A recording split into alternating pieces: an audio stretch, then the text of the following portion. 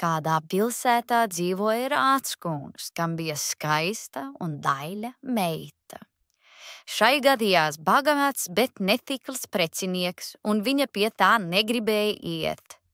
Tā iegāja liepu dārzā, sāka gauži raudāt un sacīja: kaut labāk dieva eņģelis būtu atnācis un mani aizvedis uz mūžību.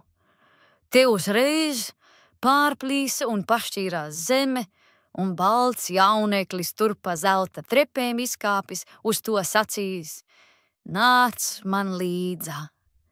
Tā arī tūlīt cēlās no krēsla un gāja. Gāja līdzi, viņa kāpa un kāpa, kamēr ienāca paradīzes dārzā. Tur viņa no liela prieka noģīva un palika guļot.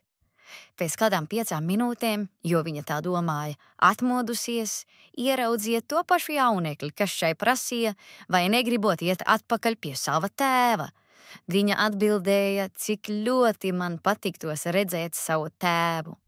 Jauneklis parādīja viņai tās pašas zelta trepes, pa kurām tā bija iekāpusi. Meita, izkāpusi virs zemes, neredzēja vairs ne pilsētas, nedz arī tēva mājas. Tikai drupu un akmeņu gubas vien stāvēja, tai vietā un gans ganīja savas aitas. Viņa kādu gabaliņu pagājusi redzēja tur lielu kantainu marmora akmeni, kur viņas tēva vārds stāvēja iekalts. Tā nu gāja pie aitu gana un prasīja, kas ar pilsētu noticis, kas izpostījis un sagāzis. Bet šis muti atplētis skatījās un nezināja ne vārdu atbildēt.